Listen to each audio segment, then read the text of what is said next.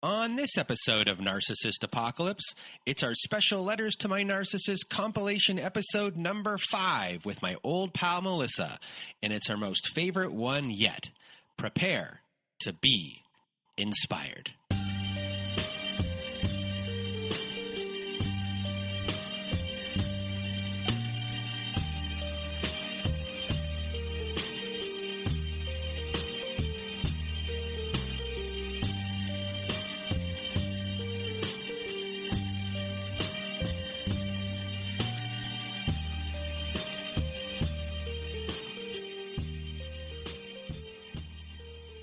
Welcome to Narcissist Apocalypse, everyone. This is a podcast that gives the voice to survivors of toxic relationships.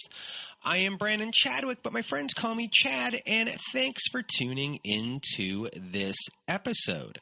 So what is a narcissist, you may ask? Well, for the purposes of this podcast, we refer to a narcissist as anyone who has displayed a pattern of behavior that shows a limited capacity to appreciate others' perspectives. It is that simple. And now, before we get to our episode, our special Letters to My Narcissist compilation episode number 5. I just first want to thank everyone in the Narcissist Apocalypse community for listening to the show and sharing your thoughts by email, Instagram, Twitter, and Facebook. Also, a reminder, if you have not left us a review on whatever podcast service you use, Spotify, Apple, Google, Stitcher, CastBox, etc., please leave us a 5-star written review, as it helps out the show a lot when it comes to rankings.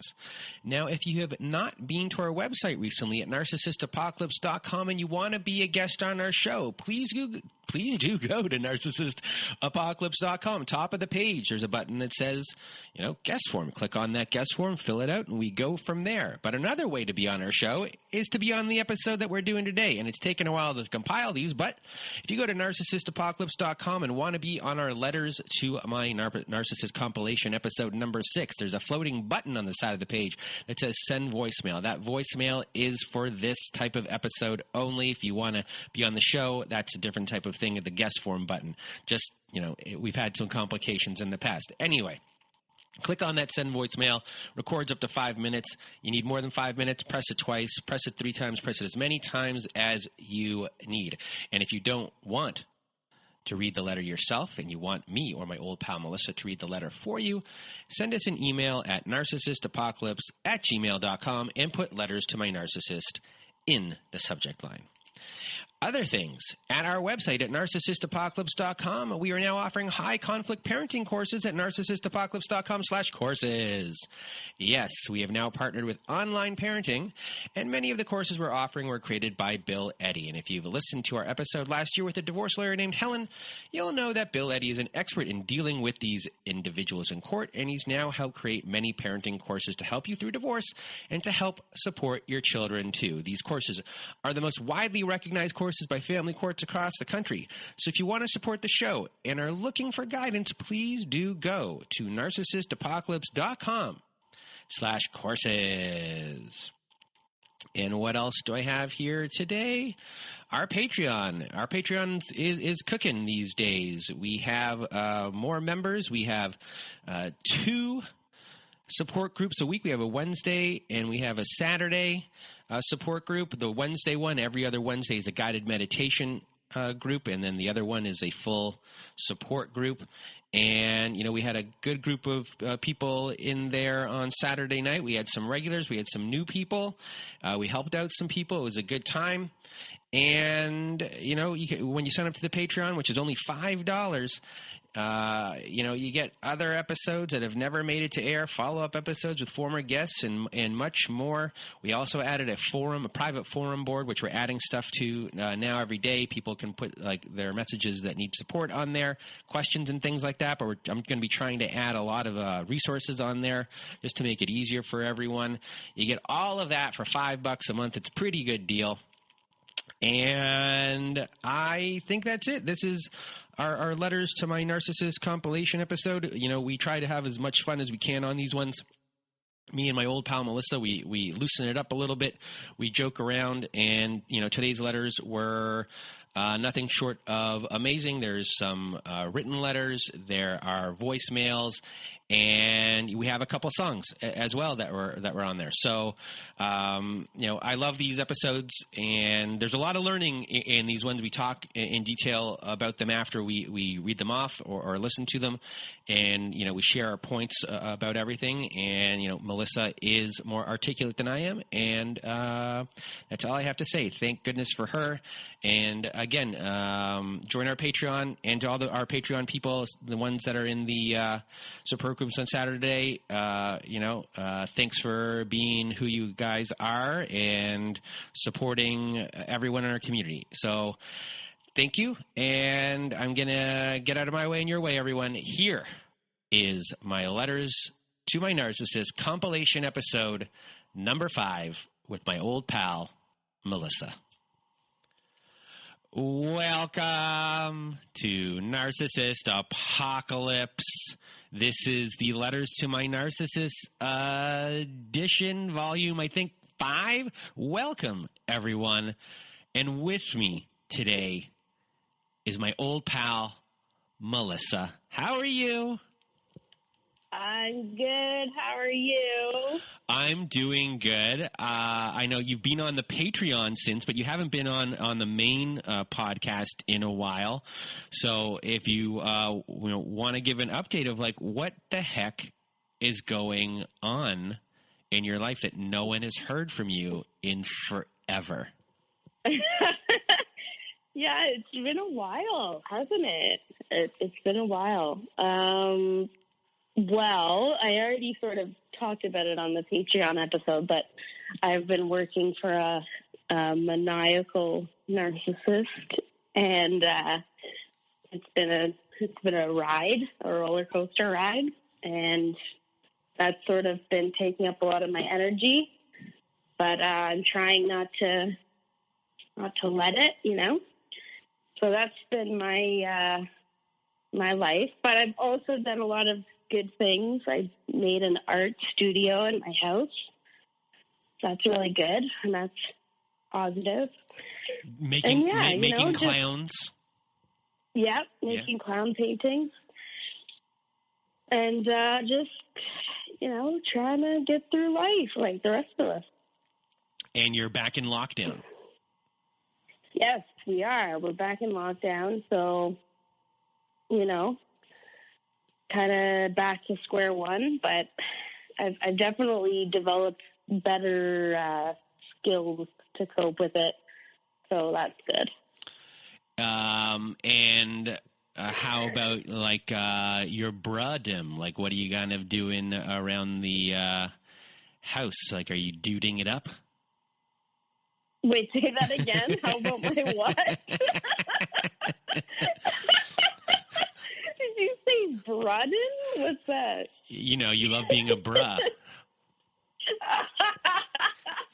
Oh my God, that's good.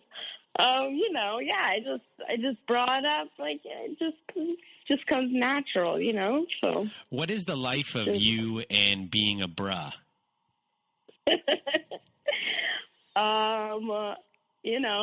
Football, chicks, beer. What can I say? I don't think anyone knows about this inside joke, so. What, that you're the world's biggest feminist bra? And you're just the world's biggest bra. Oh, very much so. I was once. I've changed. No, I don't think so. I don't think you're over a bra. Maybe partly. Maybe. I think together we are. Yeah, together for sure. Yeah. So anyway, I think we're boring people right there. I think so too. So everything else is going pretty good. We're I guess, you've been working a lot, you've been working hard, and, I just want to thank you for being here, because you always add to these Letters to My Narcissist episodes. I, a lot of the time, have a brain fart when it comes to being I'm not going to use the word sensitive, but having something insightful to say after we read or listen to something. And I always say after the show is over, thank goodness you were here. I think like clockwork every single time. I'm like, thank goodness. Oh, man, it would have been terrible if it was just me.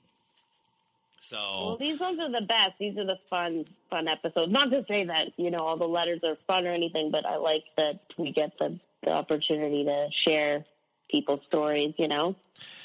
And we get to joke around. I don't always have to be serious me. Mm-hmm. Because you really don't know me as serious me. Before we started doing this. Yeah. So, the first thing we're going to listen to today is I think the only thing that I've actually listened to of all these things. And we're going to be listening to there's, I think, 2, maybe 3 songs we're going to have today. Don't be scared, everyone, because I don't know if people fast forward through the songs or not, but the first song we're going to listen to is a listener of the show sent it to me, and I guess there's this band in England that they like, and they're going to be putting out an album soon, and they sent me the thing, and I loved this song, and it really represents, what a lot of people are going through and the emotions. And I went onto Instagram and I texted this person who is part of this band, and I said, can I use your song on the show and do this? And they said, of course, this is amazing. And eventually in the future on Instagram, we're going to, with the band, we are going to do like an Instagram live, and I think maybe do all of the songs from their EP. I hope we can do all their songs, but we're just going to do one, because all of them are themed for this kind of topic, toxic people breaking up and things like that. So I'm really excited to play this.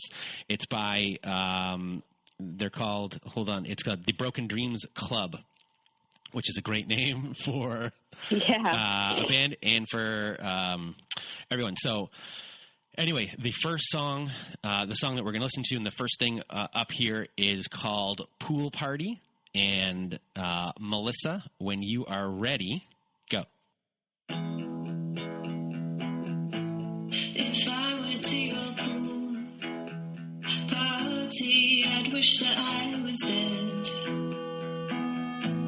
'Cause you would just flat out ignore me and everything I said. I feel like nothing to you, and that's not something I thought you'd ever do.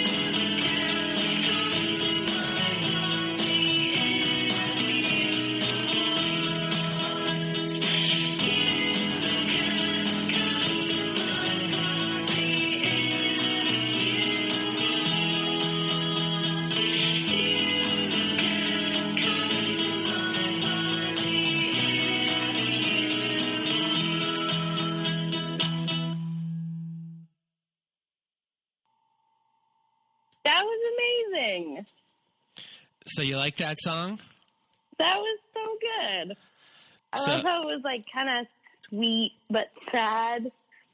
It's one of those The ending's songs great. that has a really upbeat tempo, but has depressing lyrics.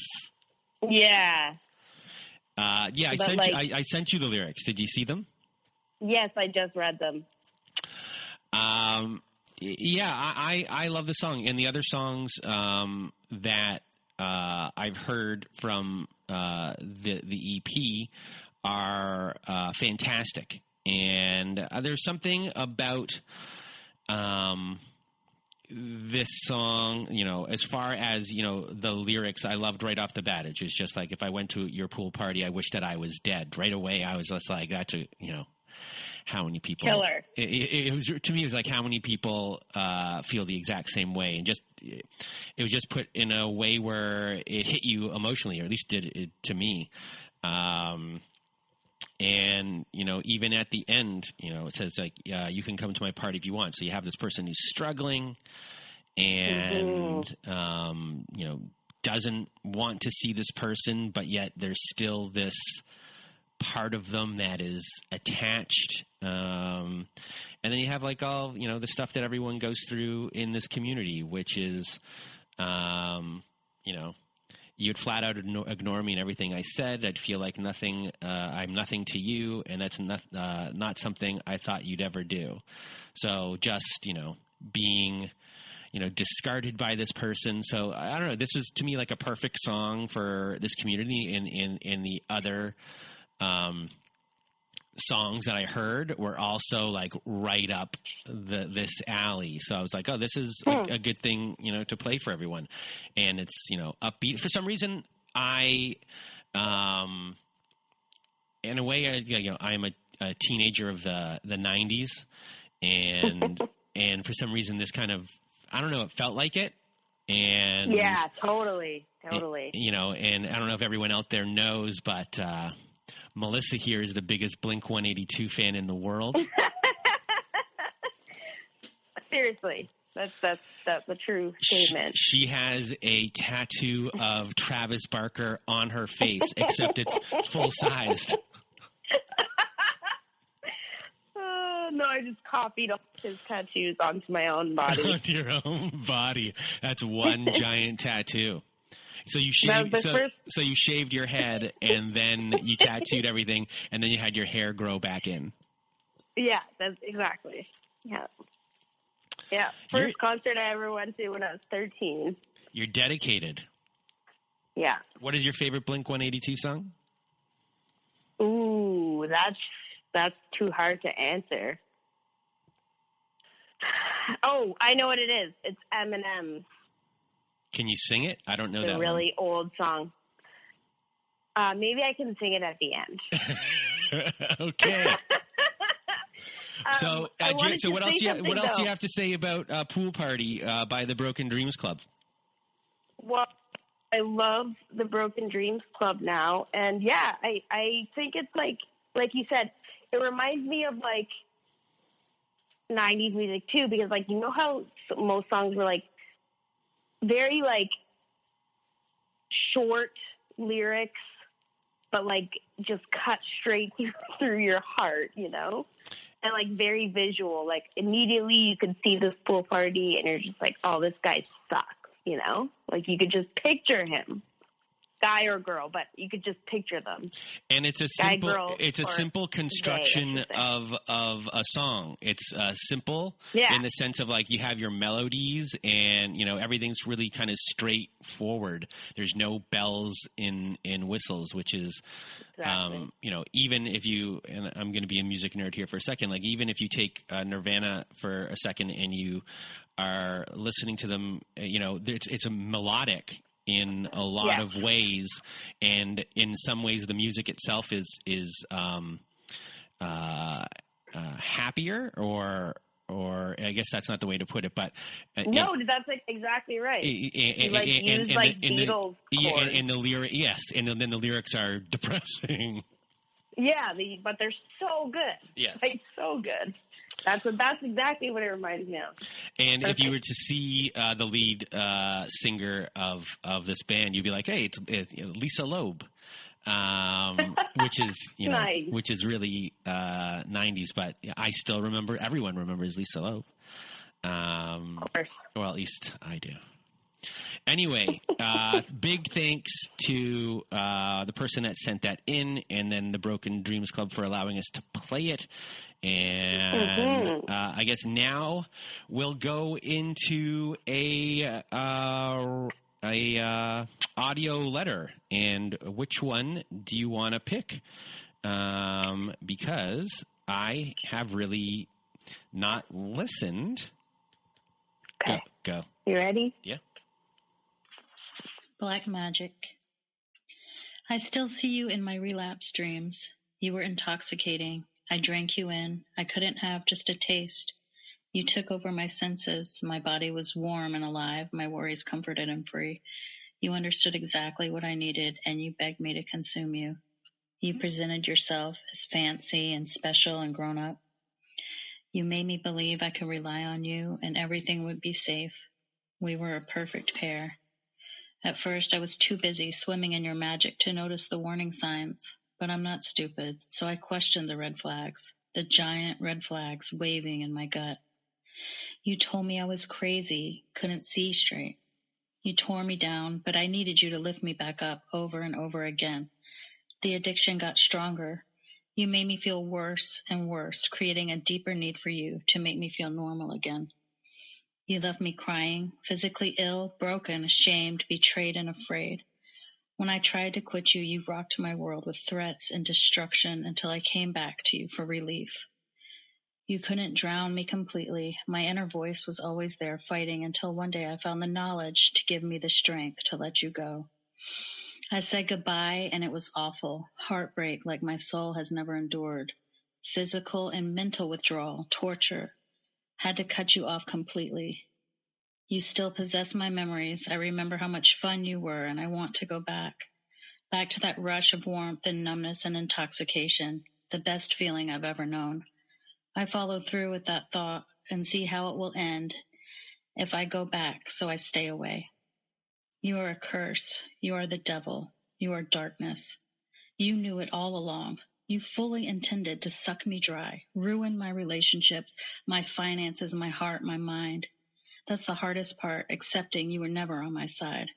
You were false advertising, black magic. I still see you in my dreams, and I'm always so relieved to wake up free from alcohol and free from you. But I'm always glad I still get a little taste of you both just in my dreams. That was very, very cool.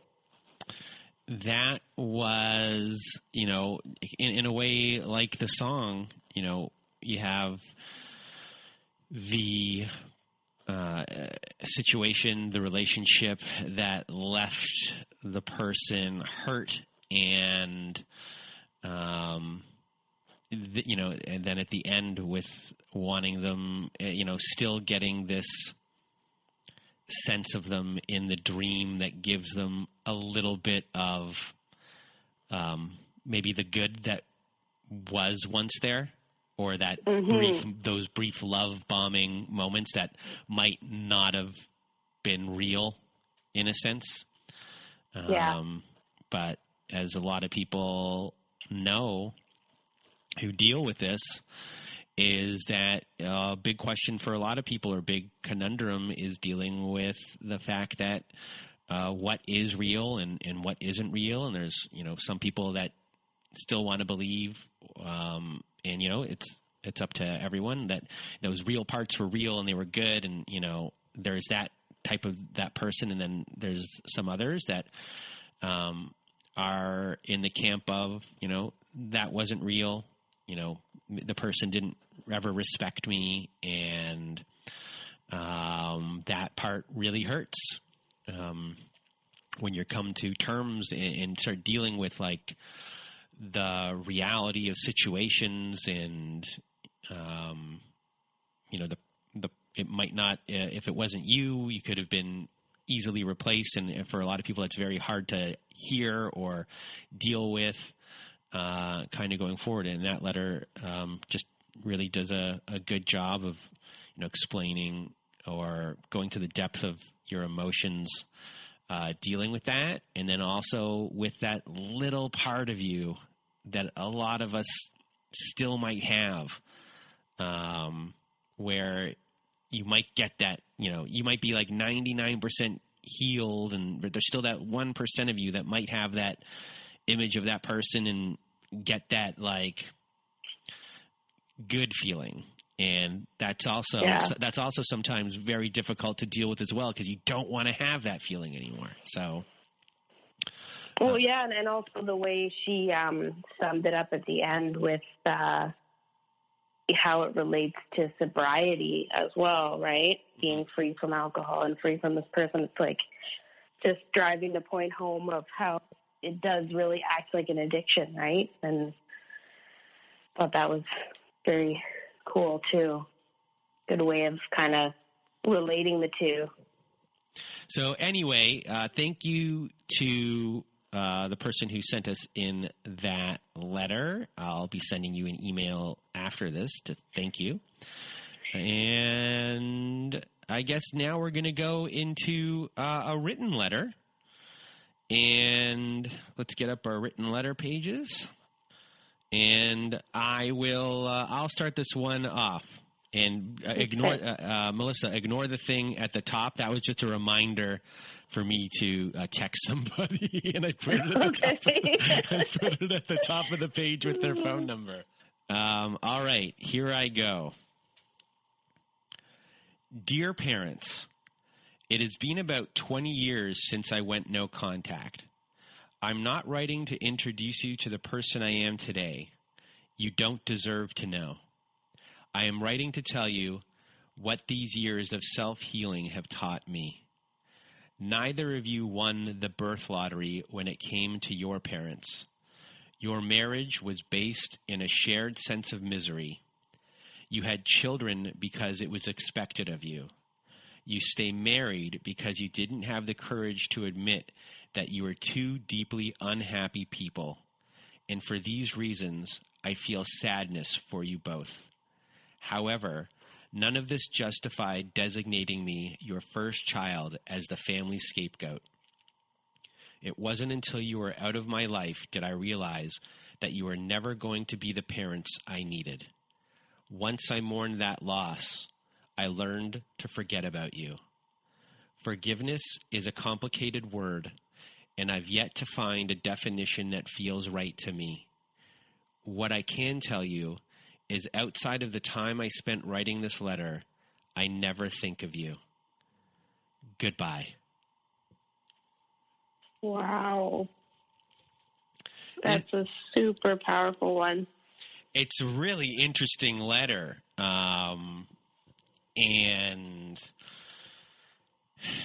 I mean, it addresses so many things about, people who, become parents and come from households that most likely were not great, and then don't do work on themselves, and they just kind of are running off of actions and reactions of the things that they knew, and aren't, so a lot of the time they're unaware of what they're actually doing, and then they're abusive towards younger people. They're kids, and they don't understand a lot of the time that they're just following another cycle and causing the abuse, and like the cycle of abuse kind of continues. And forgiveness is the biggest thing here is like the forgiveness aspect of everything. I mean, what is forgiveness to you? Well, yeah, that's just it, right? I've grappled with that word too. I think when it comes to your parents, though, it's got to be even harder, right? I mean, and having to like look at life in that way. I mean, I've looked at life in that way where it's like, why do people have children? Like, are they selfish reasons? Are they reasons that weren't thought out properly? And I always think of how dark that idea is. And like it's hard for somebody to even hold that in their minds, in their consciousness. I think to like think that your family could be so neglectful, I guess, right? Mm-hmm. So I thought that letter is great. And I think in a sense here, forgiveness is, forgiving the idea that this person's parents came from a certain place and they were just acting out in the way that they did, and that they forgive them because they know where they came from, but that still doesn't excuse them for what was done to them. So in a way, there is a compassion, I guess.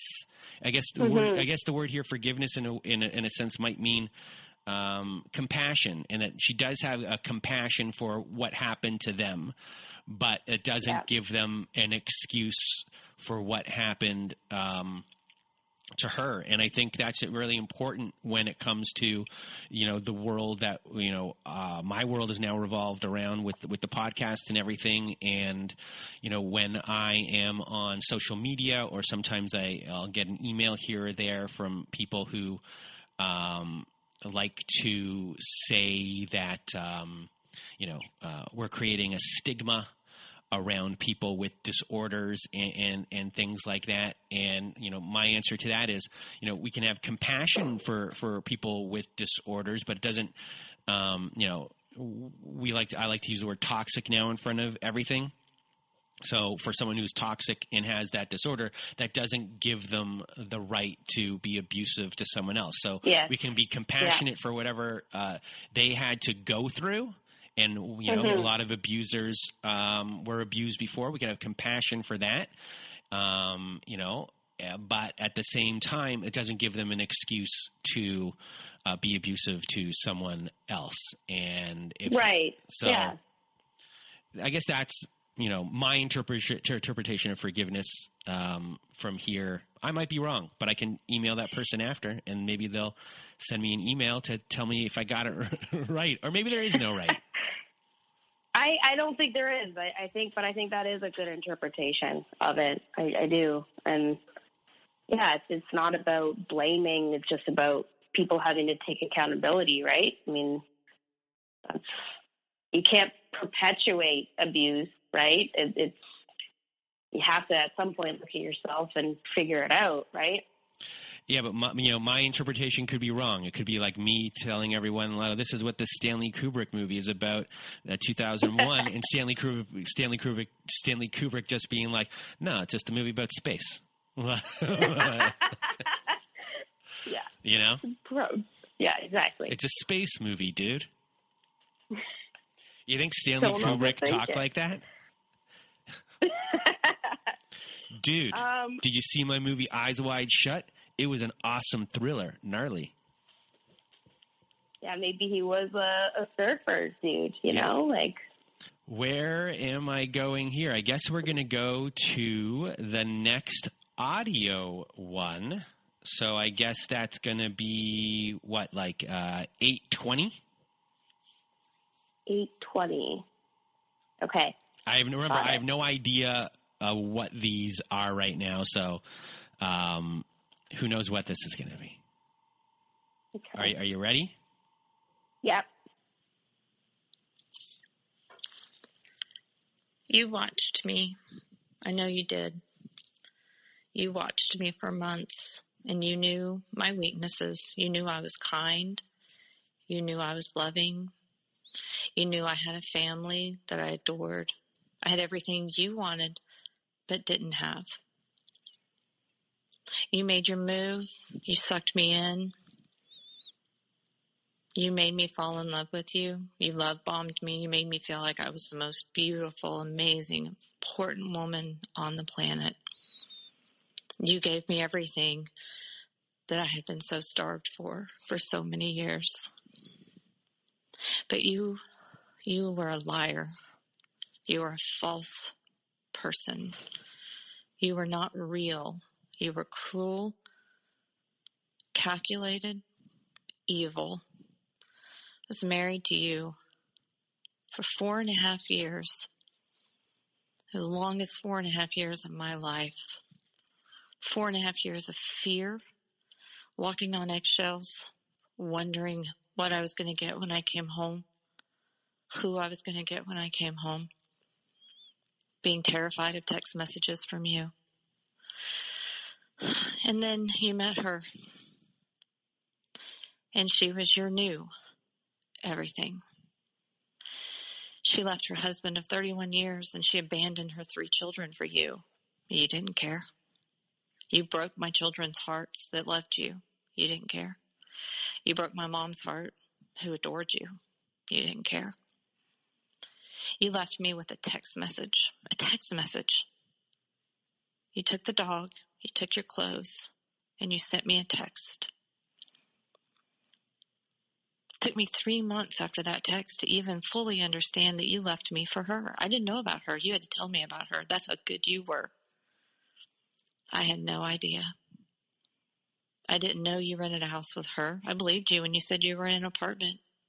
I believed everything you said to me. I believed it up until about 2 months ago when you married her.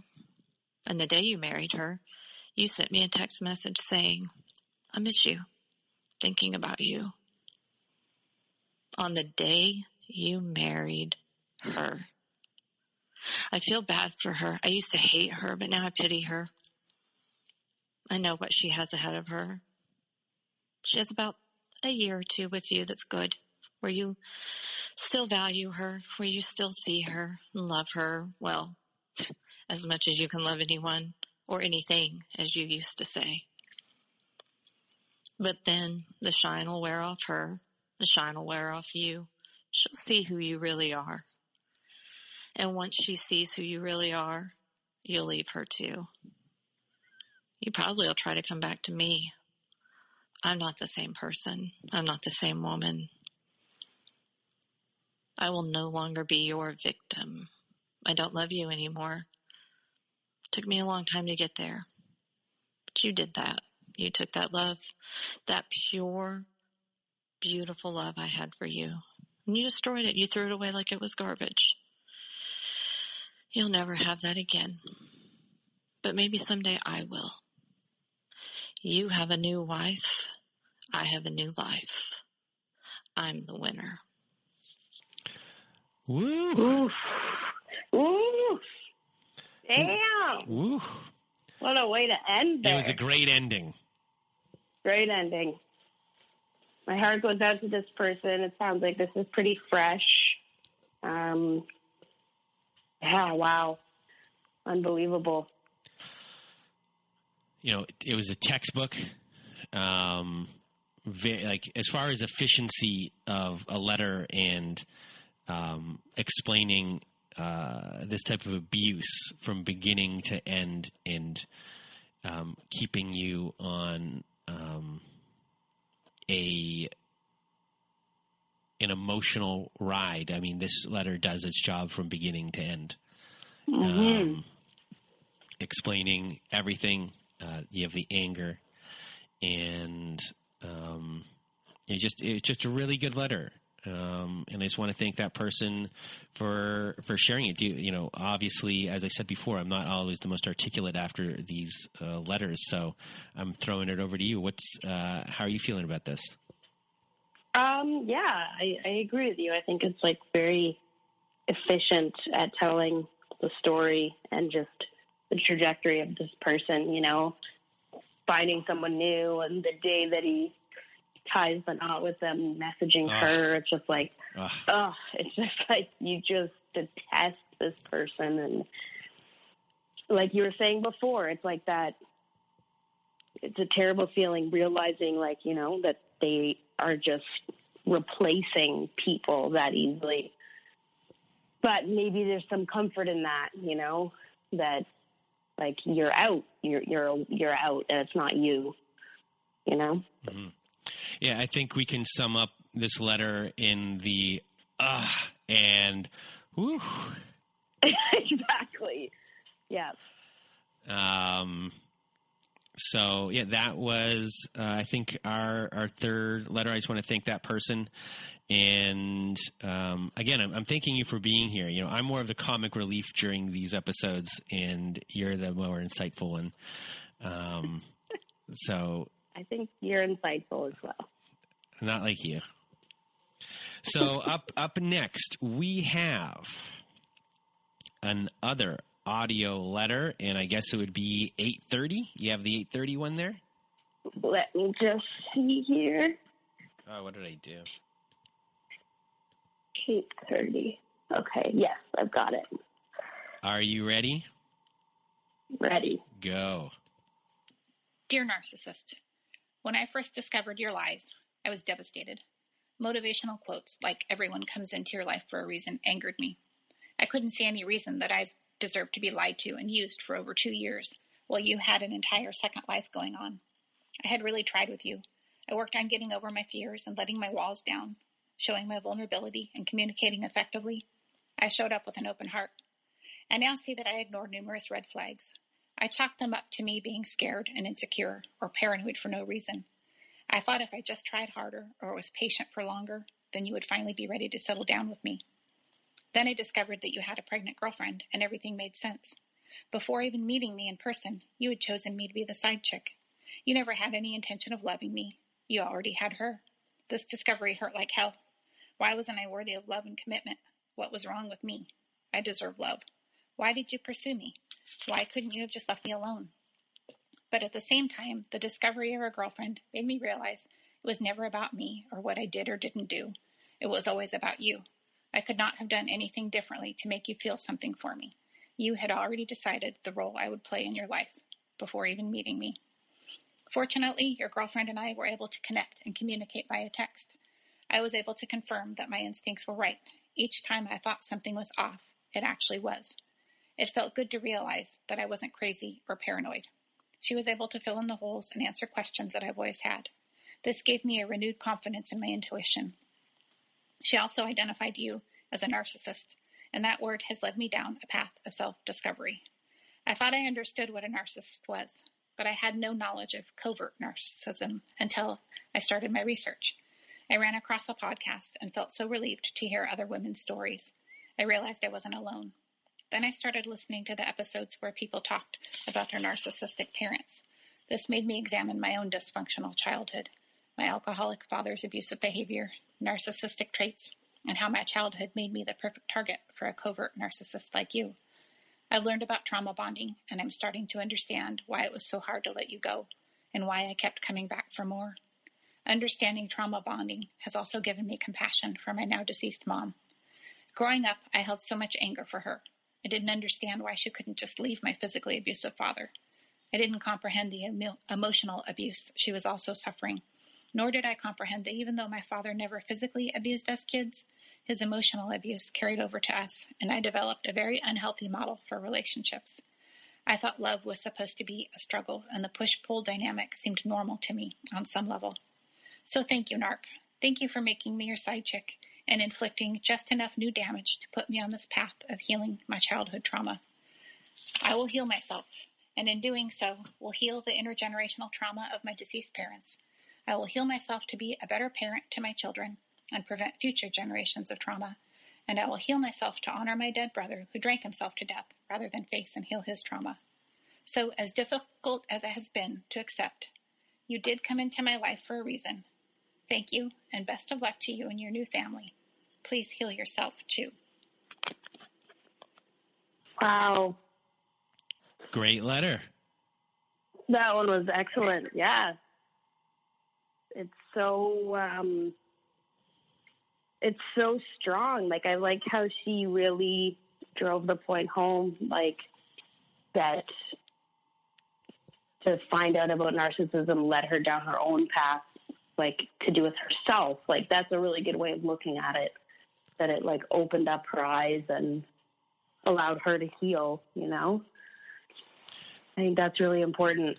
Yeah, I mean, when it comes to all of this stuff, and especially for people who have didn't know that they came from maybe a family dynamic or haven't been able to put a finger on certain things of why they do the things they do or why I chose this person. You know, it's not with everybody, but for a lot of people, you know, you're able to trace back a lot of things once you start kind of doing the research and putting, you know, connecting dots on certain things. Well, you know, I do this. Why do I do that? Well, let's kind of go backwards. And, you know, sometimes it comes from an abusive situation. And then, you know, we've had episodes where, you know, it didn't come, some of those things don't come from abusive situations. It just comes, you know, you come from a good family and there's like an instilled belief in you, and it's like a good belief, but sometimes it works against you.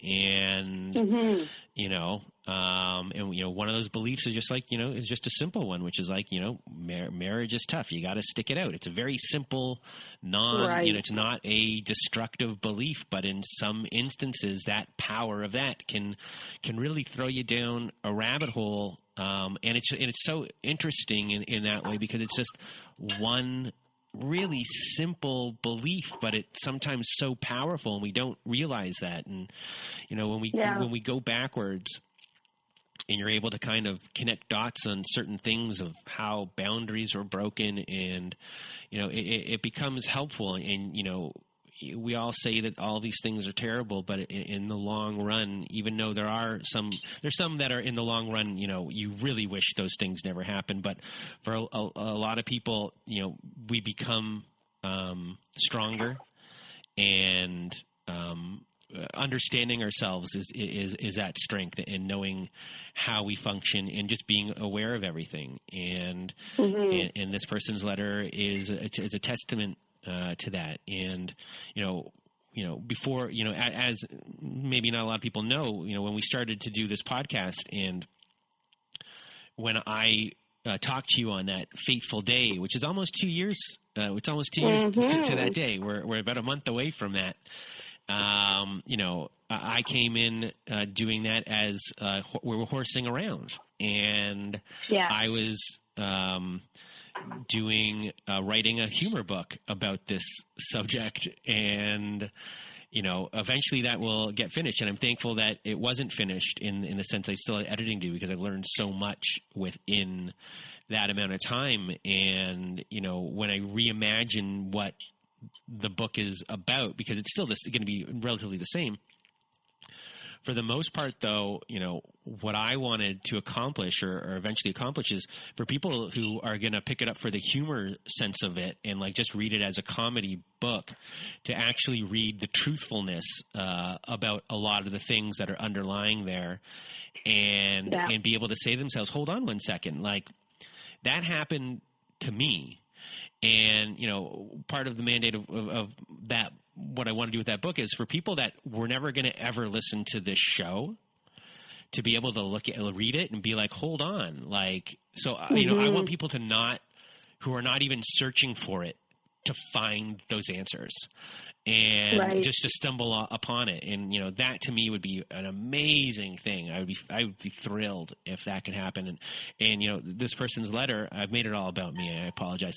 But this person's letter is really an example of, you know, feeling very strong at the end of that letter, like a really strong and empowered by everything that's happened.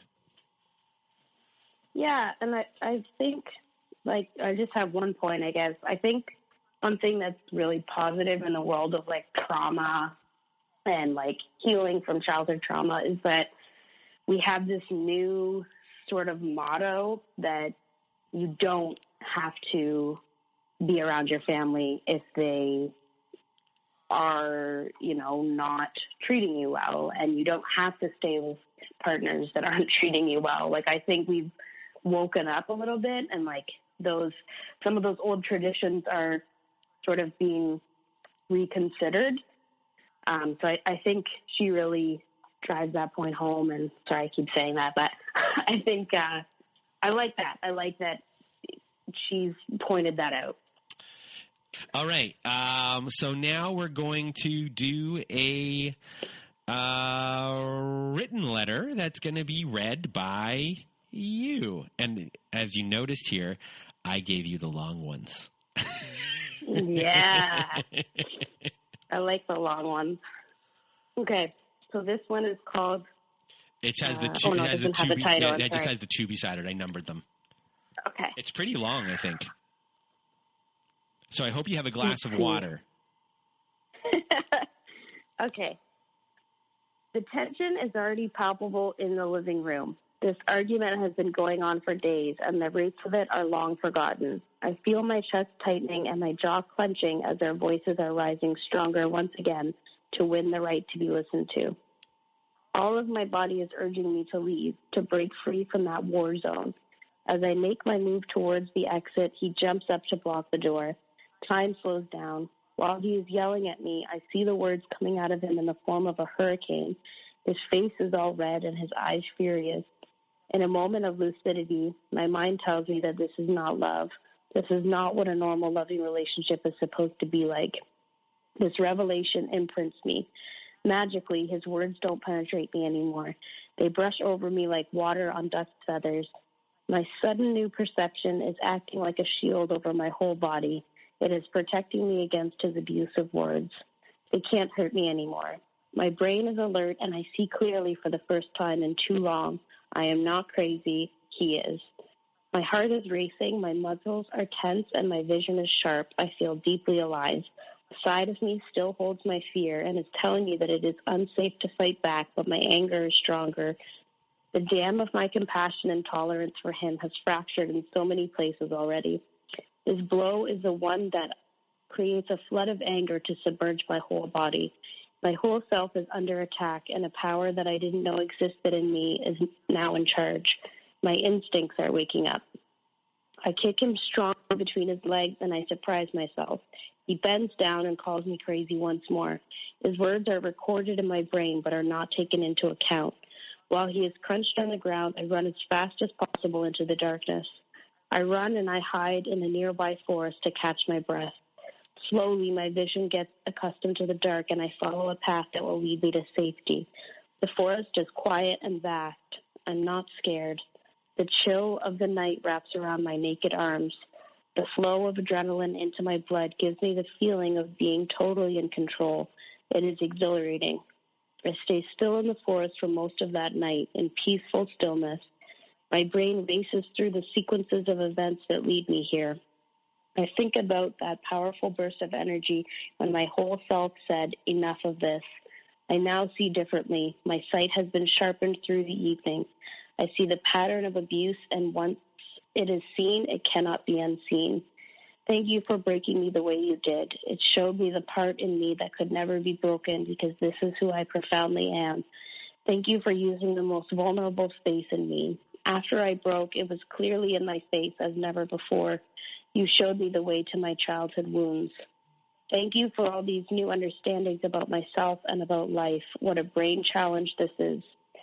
I wish I could say I have compassion for you and that I wish you good. Sometimes I do. Sometimes I don't. I'm sure it's going to come in time, but mostly at the moment, I would be satisfied to see you fall again. Thank you deeply for all the learnings, and fuck you. Nice. Well, great. That was great. You got a giggle. You didn't expect that ending. No, I didn't. No, you had the little giggle at the end. You didn't expect it. And this letter sums up a couple of things that we've already kind of discussed today when it comes to compassion, and something that we had I think it was in the Vienna episode a couple weeks ago, which I thought was a really important thing in the Vienna episode, where we discussed patterns. And I think it was Vienna. Shout out to Vienna. She's did my natal chart, so thank you. And,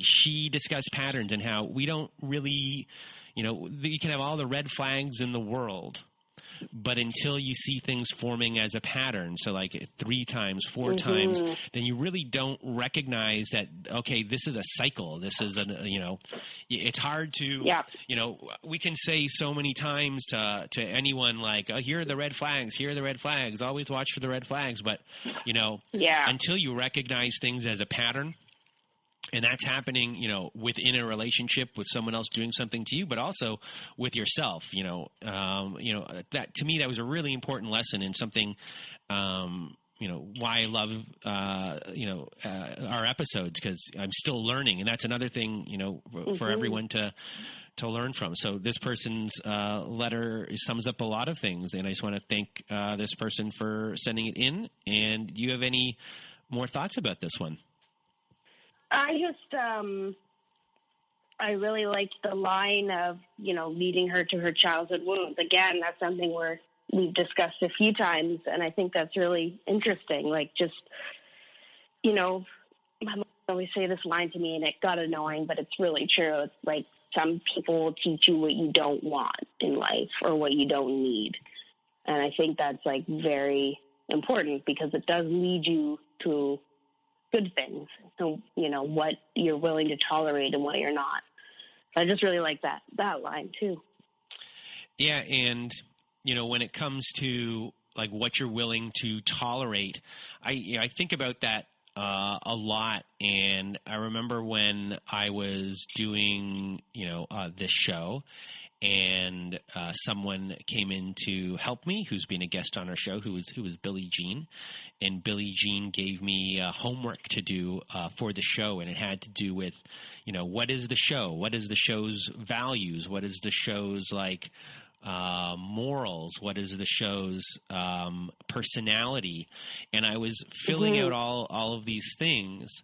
And so when I was done, I gave it to her to look over, and she says, whatever doesn't fit into this, you throw it away. Like, don't even go there. Right. And I was like, well, that's really interesting that, like, branding is the same as you as a human being. Like, what is your brand? What is your brand values? It's the same thing for you. And, like, whatever doesn't fit, like, no, don't do that. And so that's really interesting. Yeah. So to me, it was really fascinating doing that. Like, I think everyone should be given branding questions, and be like, what is your brand? If it doesn't fit your brand or what you want to be, then, toss it away. Maybe we should make some sort of program like that. That's a really, really interesting idea. I've never heard something explained that way. And I feel like I'm sort of going through that in my own life right now, where it's like, my job is my brand, but the guy I'm working for goes against like everything inside me. So it's like this moral dilemma. Yeah, I think that's a really cool idea. I'm going to give you the same homework. I'm going to give you the same homework I was given for the show then. Okay. And we'll see what happens. I'm excited. Okay. All right. So that was that letter. Now we're going to go back to some audio ones, and we have no idea what's going to show up next. I know there's a rap in here somewhere. I don't know which one it is. But we're going to go in order as they came in. And so up next is 902. Okay. Are you ready? I'm ready. Hey, Brandon, it's in quotations, Brenda. I told you about a poem that I had framed when I was going through my discard period that really resonated with me, and I think it would resonate with a lot of your listeners. It's called Unstoppable, and it's by John Mark. He tried to cage you and contain you, drain you of your worth, beat you down to nothing with relentless fists of words. He tried to control and desoul you, but you are resilient. Bamboo to a storm, bending but not breaking, now taking back your true form. Courage building like a tsunami, ready to lay waste to his city of empty promises. You will rise above his shallow ruins like the moon in all her fullness, free and beautiful, so luminous. His hungry night tried to devour you, but you made your own light, which darkness could not swallow. He is hollow and aimless, but you carry life hidden within, a seedling growing skyward toward the sun of better things. His heart is salted earth, his body a walking mausoleum. He loves control and fears freedom, mistaking intimidation for true power and captivity for devotion. Devoid of emotion, he is dead inside, and he wanted to bury you within him in a graveyard of lies. But you will rise, you will shine, you will. You are so much more powerful than him. This just speaks to the volume of how I feel, like how as victims we lose ourselves when we're with these people, and how they control us, and how much we really lose ourselves being with these people. almost 9 months free of this person, and I thought with them I was going to die, and I feel like without them I was going to die. And there were some pretty dark days during this 9-month period, but I'll tell you, I'm glad that I fought every single day. Every single day I'd wake up and it was craziness. I don't know how I made it through, but I did. And we have to keep fighting because these people are everywhere. I just want to say thanks so much for the opportunity to speak with you today. And I hope that my story, this poem, whatever it is, I hope that it can help some of the people that are going through this, because it truly is a difficult situation. Love you guys. Take care and keep sharing your stories. It helps others. I just have so much love for this person to take the time to share something, this poem, and sort of have that little footnote there afterwards. Yeah, that was great. That was an amazing poem too. And again, it comes back to the stuff that we've discussed today, especially with the first song of the day when it came to the pool party, which is, you don't want this person in your life, but there's still this other part of you that still has this, that bond that's still attached to them in some way that we're all working on, getting rid of. And it's not an easy thing to do, to get rid of that, the trauma bond, and cutting it for good and having it not affect you, or, kind of going forward. It's the most difficult thing to do. Some people actually, it's easy for them, but, most of the people have the biggest time, cutting it for good. So, I just want to thank that person for, sending it in. Yeah. And, I'm reminded of my parents' breakup song, which is the U2 song. I don't know if this is the title, but Can't Live With or Without You. Can't live with that song. I think in Friends, everything comes back to the show Friends. I think when Ross and Rachel break up, I think maybe Ross is in the windowsill or something, and that song is playing. I forgot about that. Yeah, no, it's, it just sums up breaking up. And, the other line I just really liked about that poem, and I'd love to get the name of the writer again, but they mistake captivity for devotion. I thought that was really, really heavy and something I never really heard before, but I think it really hits home for the way these types of people treat the other people. I'm sorry, man, I'm the worst. I was just trying to interrupt you at every second, and I was like, Brandon, let her finish, but my mouth kept on going. So what happened there is, we discuss it on the show sometimes, which is when it comes to love and caregiving and showing someone you care, there's always this thing about caregiving that's disguised as a love. And in that line of captivity, someone that maybe wants to take care of you, be in the home with them, text me. You got to text me where you're going. I'm going to miss you. I want to know you're safe.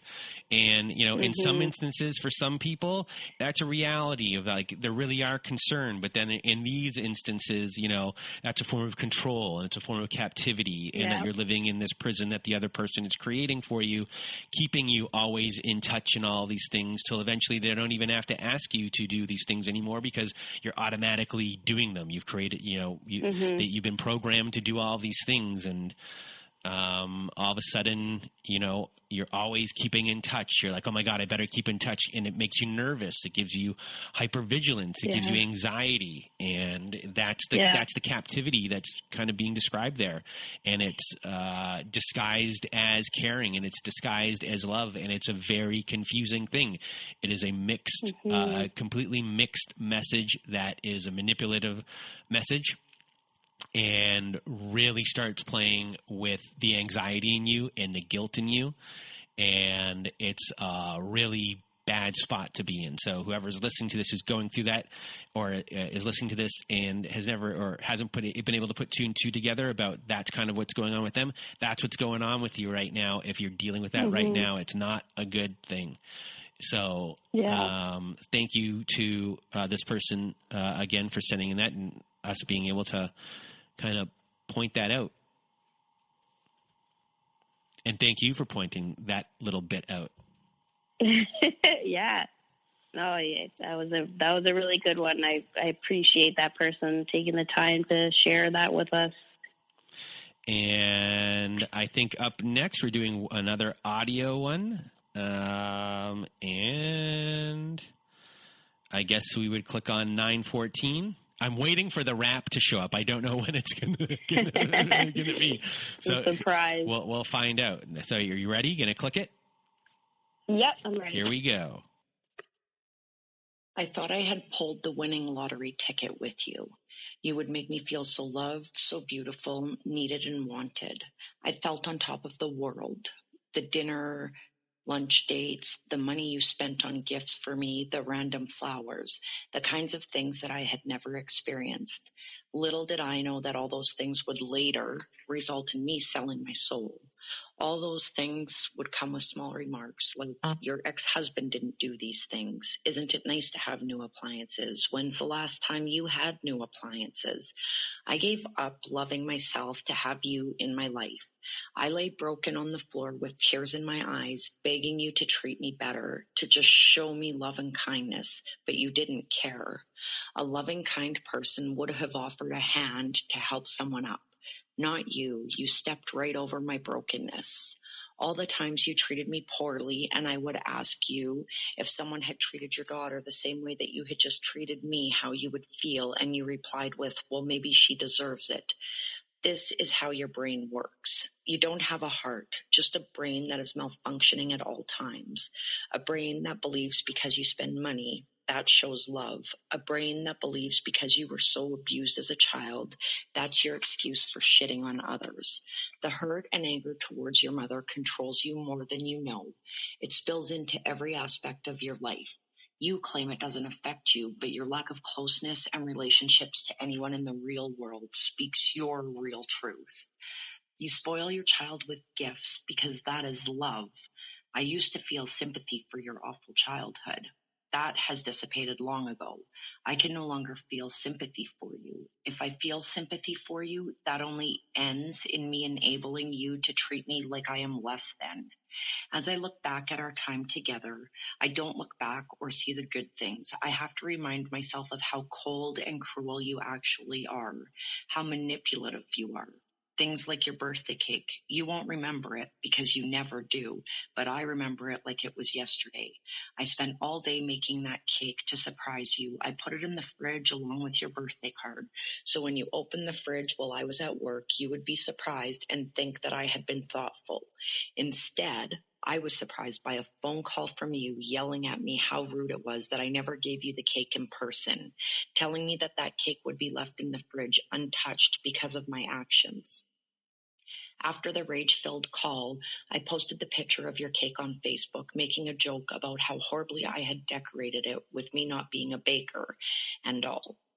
You then had to comment to show everyone how grateful you were and how I was such an awesome girlfriend and invited everyone over to enjoy that very cake.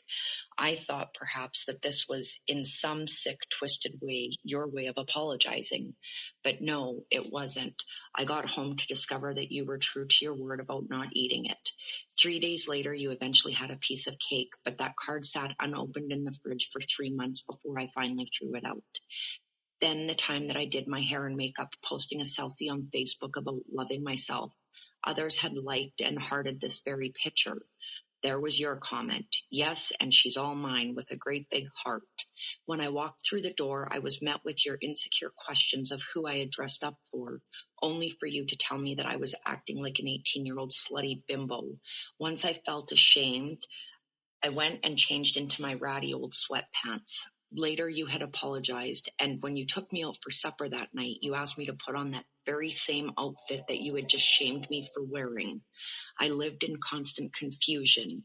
You made the choice to end us, and I will forever be grateful to you for your choice. I knew that I needed to leave, but you had broken me down so badly I could not find the strength to leave on my own. I would have stayed, trying again, dying even a little more. Your decision gave me no choice but to move on. All those things you have, that house that I so nicely decorated and designed, your truck, all those material things, those are all replaceable. Love and connection with people, those are not.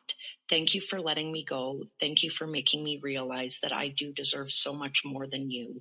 I'm free, I'm strong, and I'm doing it on my own, and I will find love unlike you. I think this is the same person as the last one. I think so. And I gotta say, like, the gratitude that is so present in all of these is just incredible. It's such a strong way of telling a story, just to be grateful that, you know, they've come through it. And I feel like that's been another big theme here. No, I also, like, my heart was breaking, like, you know, when she was telling those stories, those like little kind of moments of just sheer, like, somebody just shaming you, you know, for basically trying to be a good person. It's just like, it's crazy. It's when you hear somebody tell those stories, it's just like, how can you do that to another person, you know? Well, the line that sums everything up is, you stepped right over my brokenness. I love that line. Yeah, that is a good line. And also, if I was enabling you, then I would be less than, which I thought was a really interesting line. Mm-hmm. You know, enabling their behavior, enabling all those things. And then it all comes back down to the interesting thing about money and how some people, you know, throw money at things, from, you know, in relationships to parents, thinking if I throw money at something, it's going to fix these things. This is how I know what love is. And, you know, as they say, or the old cliche goes, you know, the best things in life are free. So, yeah. That's as cliche as we're gonna get, but it's the truth. So again, thank you to this person who also sent in their poem and this letter. So a big thank you from both of us. And now, I think we're going back to the letters, the audio letters. All right, we're going to be clicking on 918. Okay. And because I already listened to the beginning of this with that one little click, get ready for the rap. Okay. Are you ready? Yep. Go. Every day is getting closer to your exposure. I want a front seat to witness a broken joker. The one thing he can't control is time. He's getting older.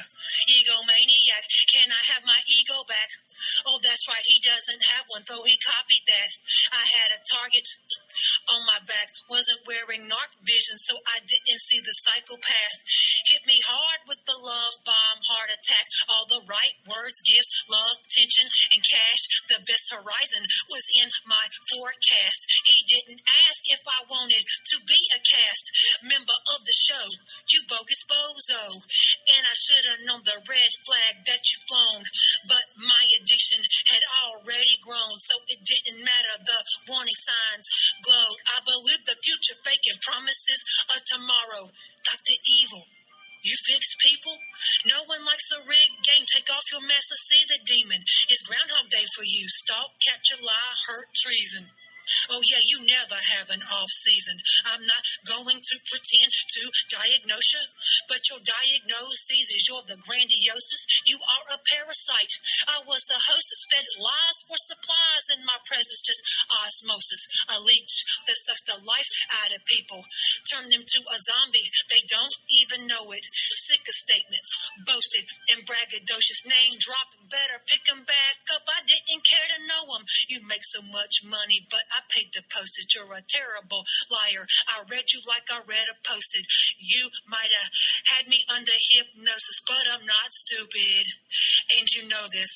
I know you'll never have accountability, but I'm going to account for all the things you did to me. I can't say it. I'll be censored by the FCC. If people knew who you were, they'd hang you publicly. You think that I wouldn't figure out activity, lying compulsively, thinking cunningly. Your whereabouts were seen publicly. Then you just turned around and lied to me. Point, game, set, match. Just escaped your death grasp.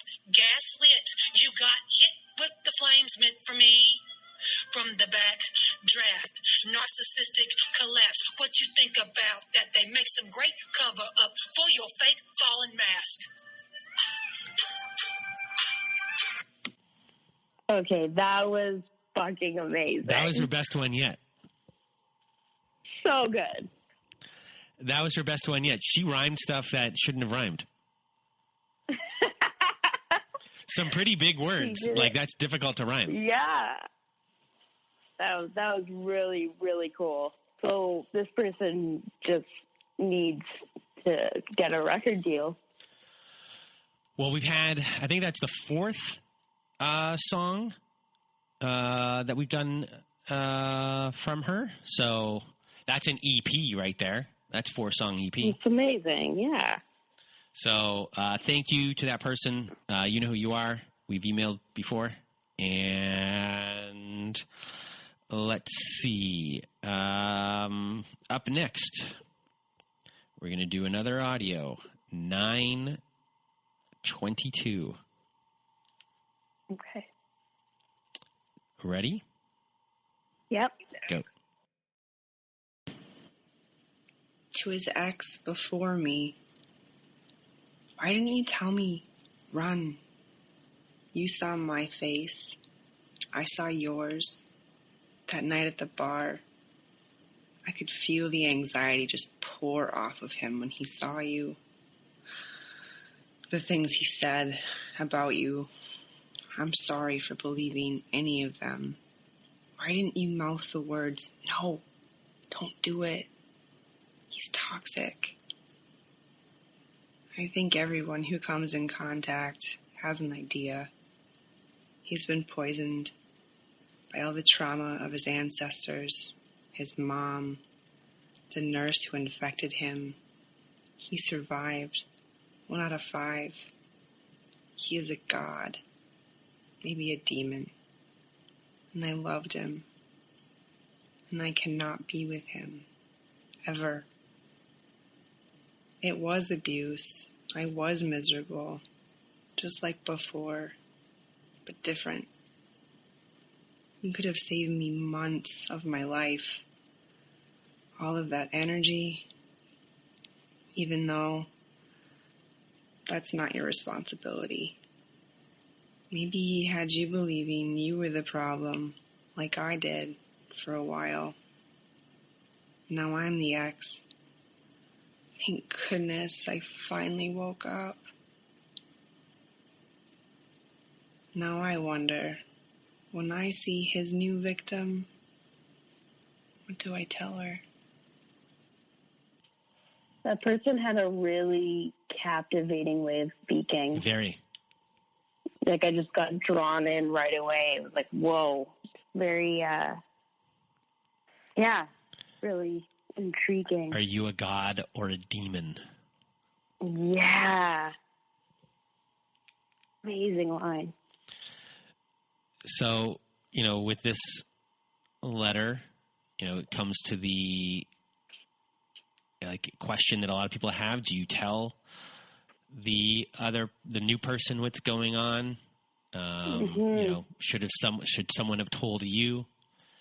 And that's a question so many people deal with, of how to handle things. Sometimes, most of the time people will ignore, because they're already told that you're crazy and they won't believe you. And there have been some instances where, when you do start telling the other person that this is what that person's like, it feeds into the abuser's narrative about you, which maybe sometimes works against the person who's already there. As we've had in a story recently, I forget which one it was, where, giving the warnings worked against, the person was warned in a way, and it just made the ex look crazier. And it kind of worked against it. It reinforced what the toxic narcissist was saying to them. So there, obviously a good thing can happen beforehand, but it also can work against. But for the most part, whoever is being told, is most likely not going to listen. Mm-hmm. Which is the unfortunate part, but everyone's in a trance, so it's impossible to break the tractor beam. Exactly. And you just said it right there. She sounded almost trance-like when she was speaking. Which was really interesting. Yeah. So, now we are on to a written letter, and you're up. Okay, this is a long one, but I'm ready for it. You like how I gave you the long ones? Okay. Can I say something? That was planned. That was planned. Yeah. That was. I was a jerk. I was like, I'm going to give her these really long letters to read. Yeah. So if you're writing a letter to us, and you want me to read it, just make it really 4 pages long. Do you have your water with you? I do. Okay, good. You're going to need it. It is hard to believe this December marks 5 incredible years since we decided to cut you and your toxic family out of our lives. I still remember the day as if it were yesterday, sitting in a courtroom feeling anxious, nervous, and excited. We had never had to appear in court or have a lawyer, but your abuse always put us in unfamiliar territory. I was so proud of my hubby for finally standing up for himself and his family. That is the reason I felt excitement. I knew this was the start of a beautiful new life for us.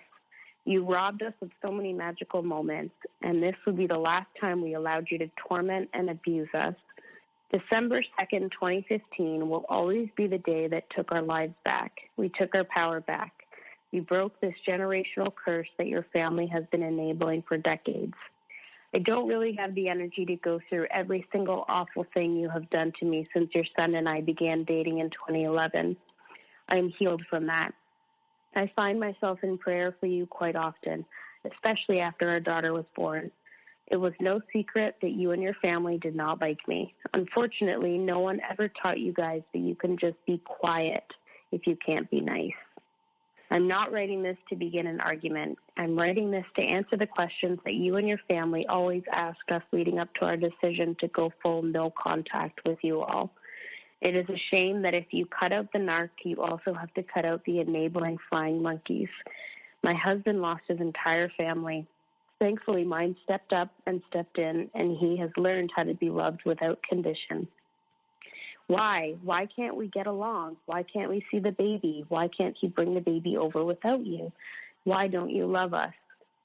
So many times you have asked us why during the first year of our sweet daughter's life.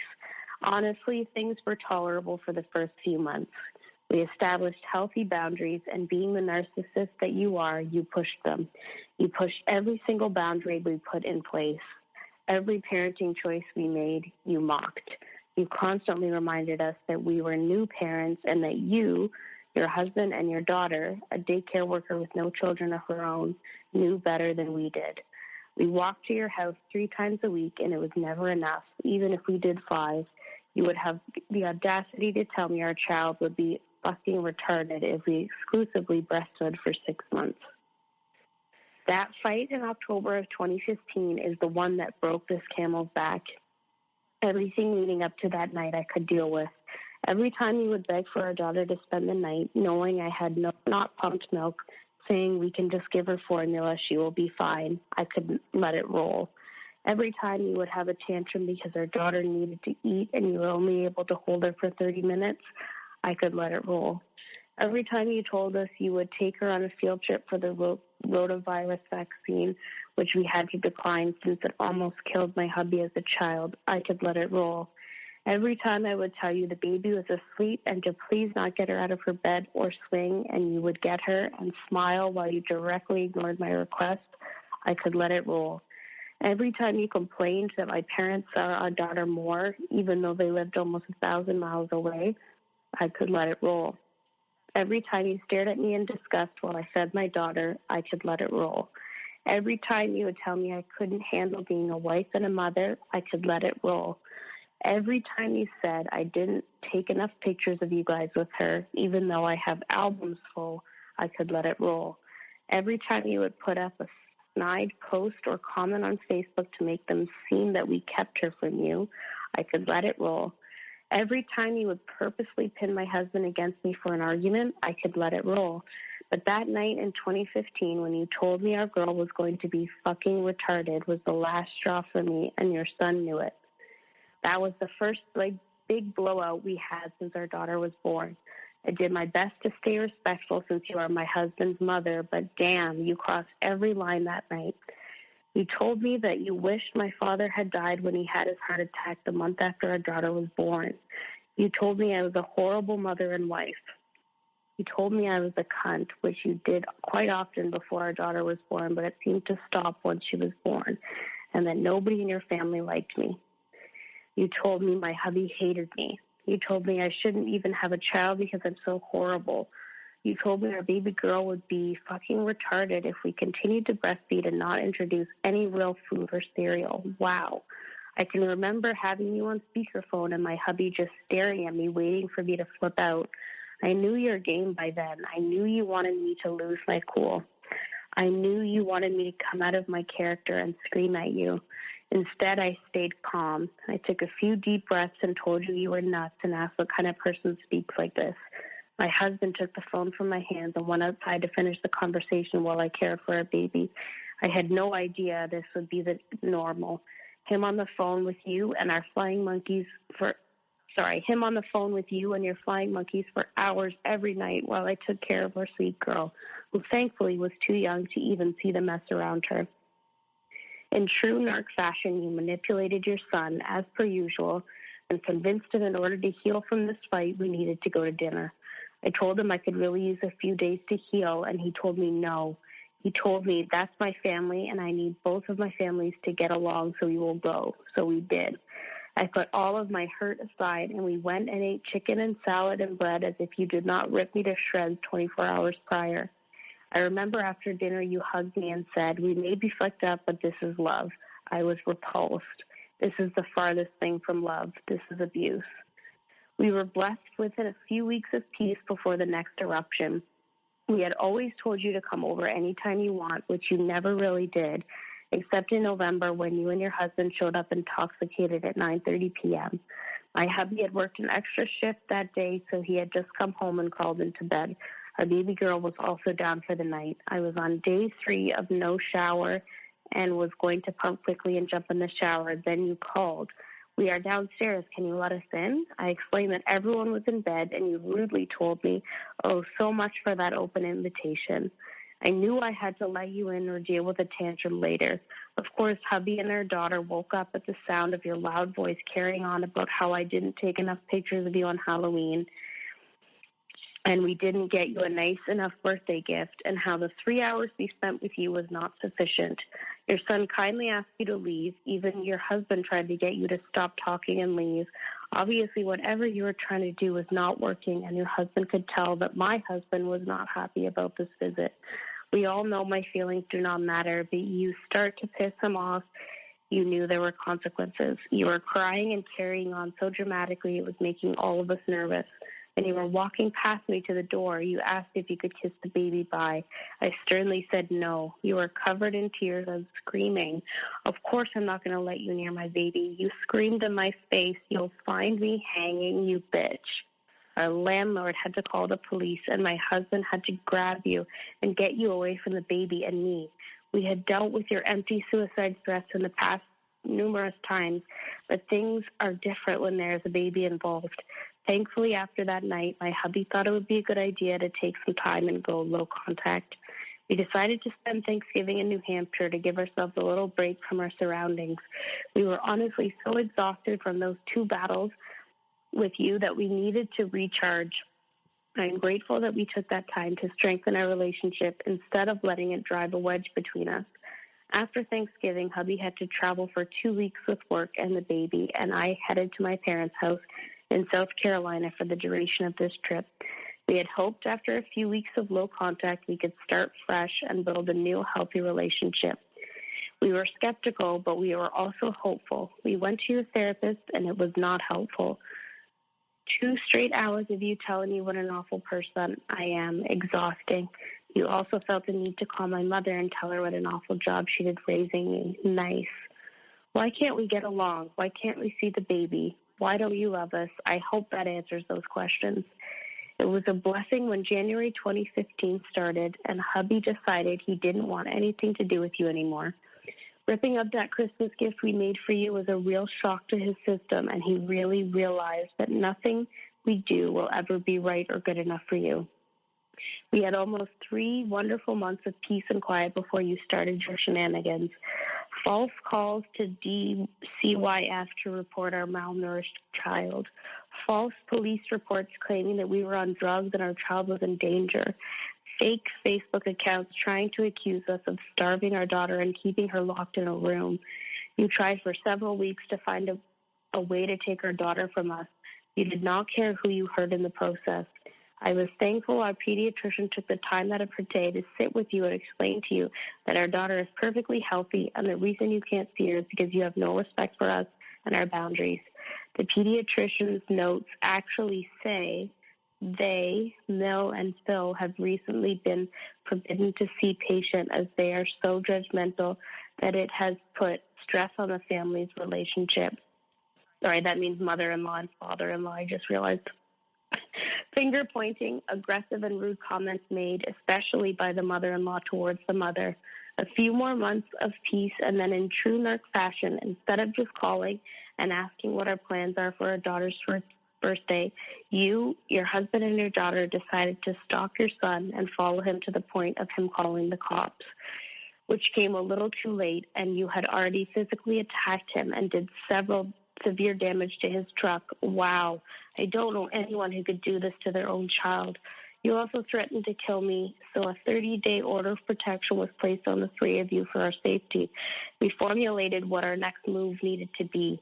We knew we weren't safe this close to you. My hubby attempted more family therapy, but even the therapist could see that you were not well and just wanted to control him and take our child. We had until December to figure out what we were going to do. We already knew you would lie in court because you could never remember the hurtful things you do. Narc amnesia. So we put the plan in place that we would move undercover after court was over. We were successful, and that was the day our lives became so much better. Why was the question you would constantly ask us after every big fight from 2011 to 2015. These are some of the reasons why. I truly hope this can clarify it for you. I know that you deny doing these things and you make up things that I have done so you can play the victim. I am appreciative that we were smart enough to record your tantrums. Eventually, our daughter will have questions, and we have the answers, even the uncomfortable ones. I am whole and healed and thankful for my journey. It is a shame that you have missed out on so much. Your son as a father is one of the best parts of my life, and you are missing it. Our daughter is 6 now. You haven't seen her since she was 10 months old. You have missed so much. She is so smart and beautiful and incredible. Our family has grown in so many ways, and you have missed it. You missed it. All you ever had to do was sit down and be quiet and love your son enough to tolerate me, but you could not do that. I remember him asking you to apologize to me when we first decided to go low contact just to make peace, and you said, no, she's a fucking cunt and I fucking hate her. I know that sometimes being held accountable feels like an attack when you don't want to acknowledge your toxic behavior, but all we ever wanted you to do was apologize for the damage you had done and own it. You pushed your only son right out the door with your negativity and your intolerance and blatant disrespect for his wife and for him. I still pray for you. There are many times that I think back to the situation and wonder what could have been done differently. I know the answer is nothing. It is a shame that you got in your own way, but I am thankful for our life now and for the family we have built. I will continue to pray for you and hope you get the help you so desperately need.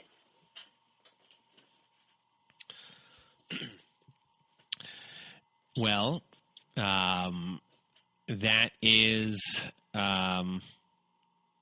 that's an interesting letter. Just I'm screwing up everything I'm saying. That is so. I mean, with this one, you really live this letter in the sense of you get the real sense of how despicable the mother-in-law is here in ruling the roost, and how impossible the situation is. It's an impossible situation. There's only one way to go.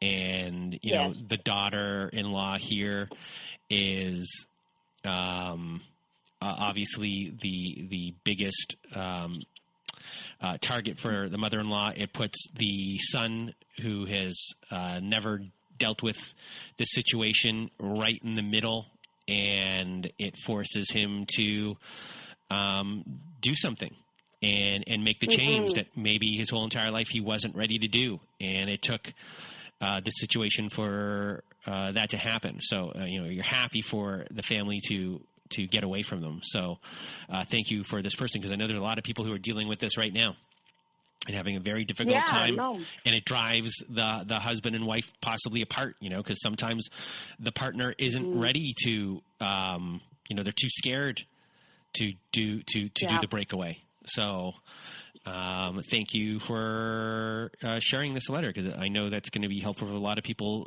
dealing with the exact same thing right now. Yeah, I think you're right. I think that will help a lot of people with the whole idea of no contact. And I also like the way she framed it as an answer to this person's questions, but I think it also was her way of processing everything that happened and putting it down in writing, especially the specific things that were said to her, which were awful and said about her daughter. But I'm hoping that, it was cathartic for that person to just get it on paper and then be done with it. Because that's sort of the way it felt.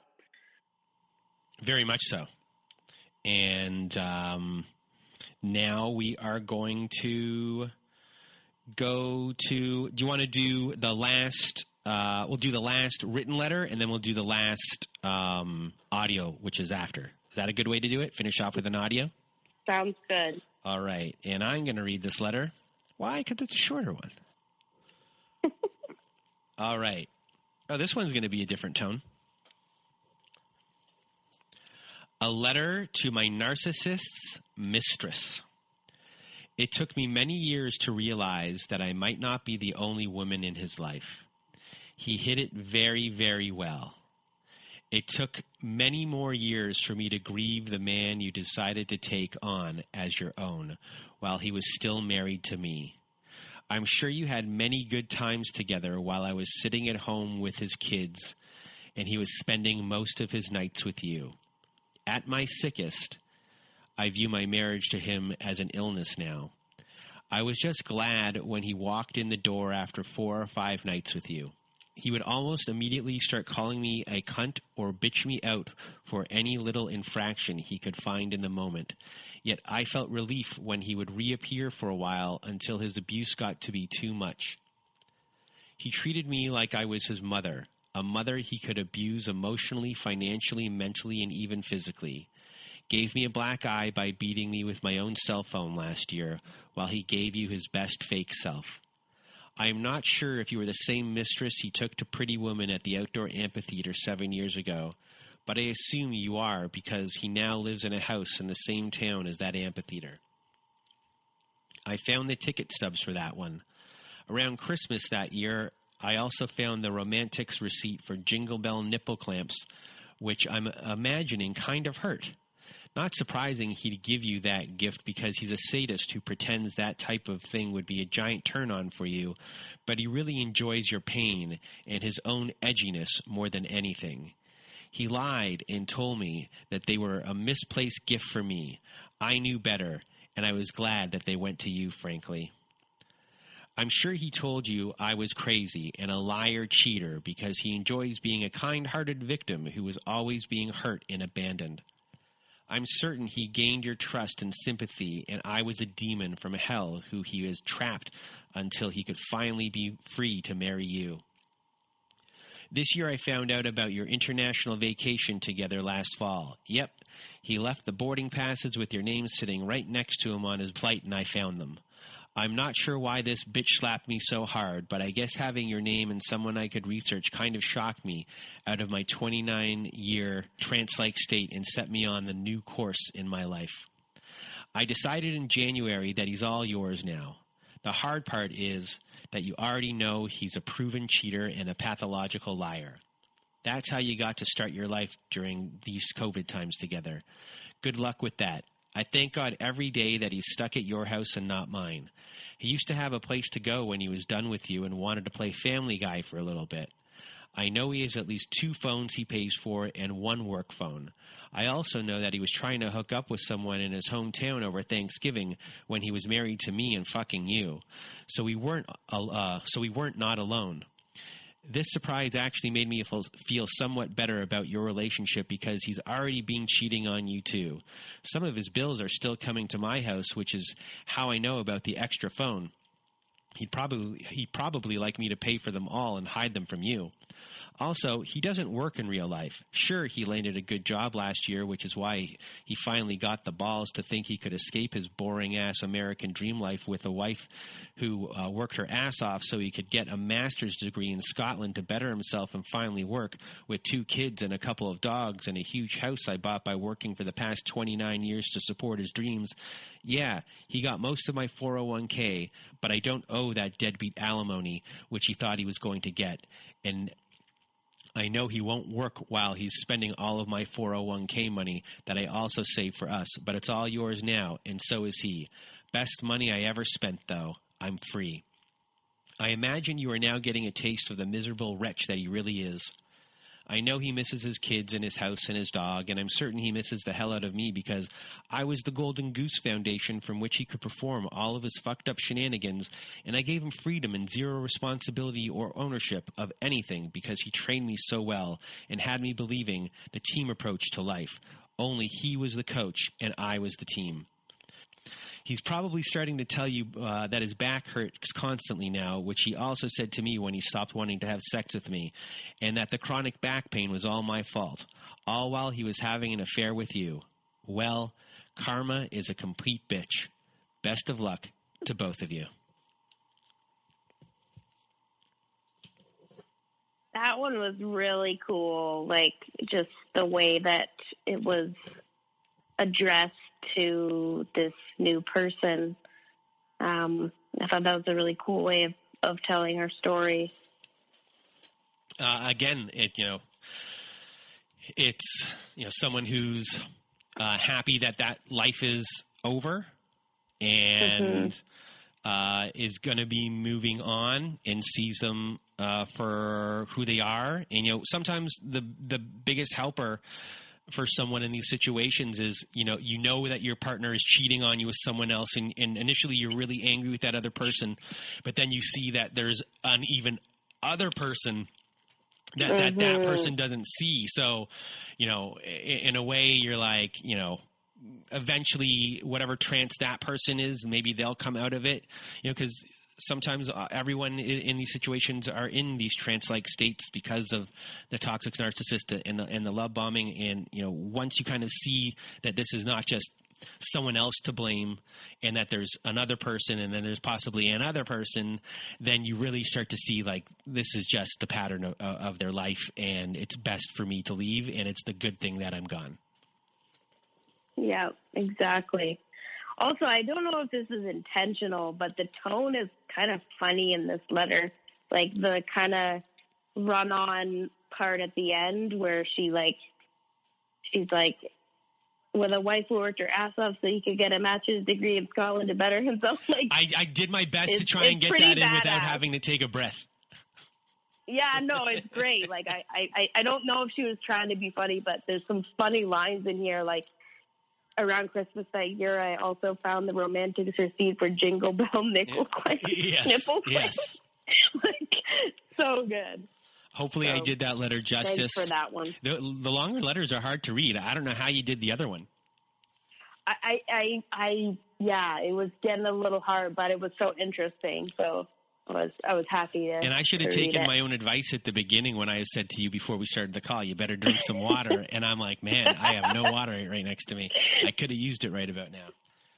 So thank you to that person for sending it. And now we have our last audio letter of the day. And I have no idea what it is, but we will find out. It says it's 2.9 megabytes, so it might be closer to the 5-minute mark. But when you are ready. And what does yours say? 1010. Yes. Okay. Perfect. So Travis Barker's number one fan. Click ready. Okay. Go.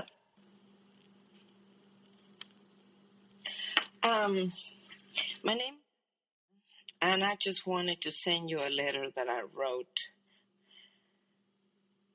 to a person that I'd lived with, and that I'm in the process of leaving. And so this is what I wrote to him. You have given me moments, some amazing moments, and I am so grateful. Then you gave me criticism, jokes, jabs, mocking, and silent treatments. Then you give me another moment, one of fabulous joy. Then you gave me a fight, a push and a pull, a slide, betrayal. Then another moment, one of pure ecstasy, followed by selfishness, control, and jealousy. Then you give me a sweet moment to be chased by daily criticism and reminders of my faults, letting me know how unlovable I am in your eyes. Enough even to deserve a slap. I know there are more moments and words I could add to this list, but my point is that this roller coaster of emotions and moments have left me unstable, unsure, frozen, scared, and sometimes horrified. The fun times are flashes that are followed by stomach aches and tears, from loud, genuine laughter to throw up, never knowing how and when will it end. You have told me everything about you. I have observed and learned you and tried to please you to gain your acceptance, which I chased daily for years until I didn't. But I feel like you don't know me. Not me anyway, not my mind, not my soul, not my story.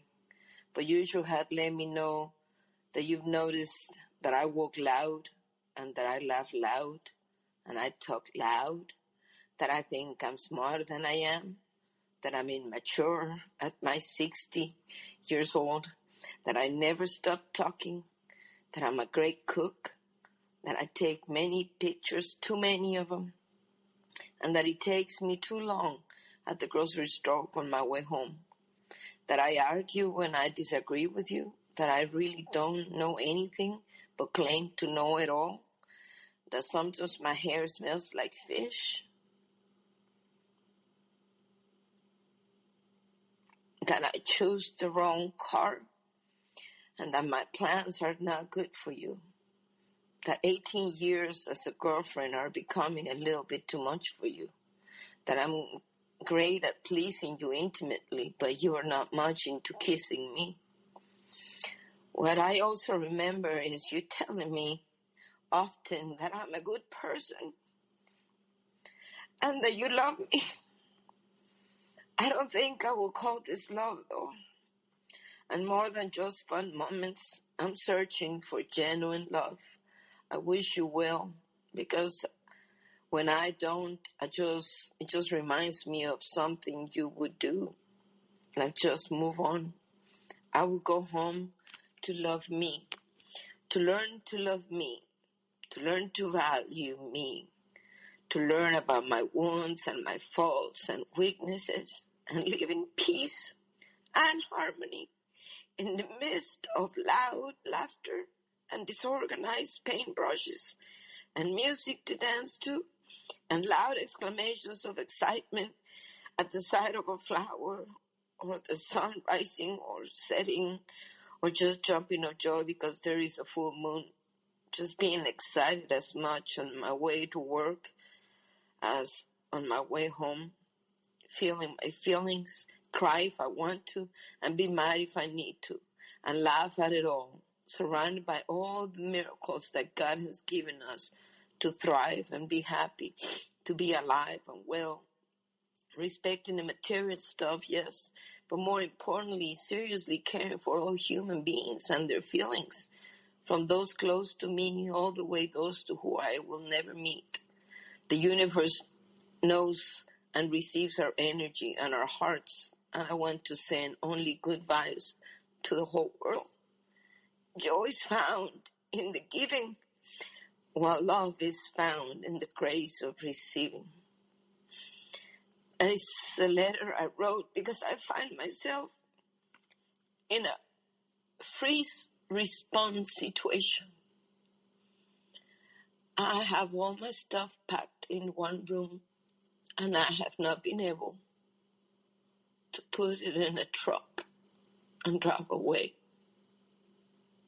I'm frozen in time. I'm just frozen in time. And I'm writing, so the more I write and the more I read, I can actually take that one step that will take me out of here. I love your podcasts, and I'm inspired by all of your guests and you, and I just wanted to share with you. Thank you for what you do. Thanks. Bye-bye. Oh my God, I'm not crying. You're crying. I am crying. Oh my God. Well, that just made me... First, I feel terrible that I don't listen to all of them the whole way through because I want to be surprised for the show. And I have to email this person right away after I get off this call. Absolutely. You know, just so everyone knows, like, this was all, like, the order of which these are done were all just based on time. That wasn't done on purpose. It wasn't planned, but that was a really good one to end on. I mean, it was heartbreaking. And again, you know, it's heartbreaking. And again, you know, this person's having a tough time leaving still. And it's, again, that push kind of pull that we've been kind of talking about this whole entire call. And this person just sounds like just an incredible human. Like, I want to know this person. the way she described herself was like, wow, you sound like you're so full of life and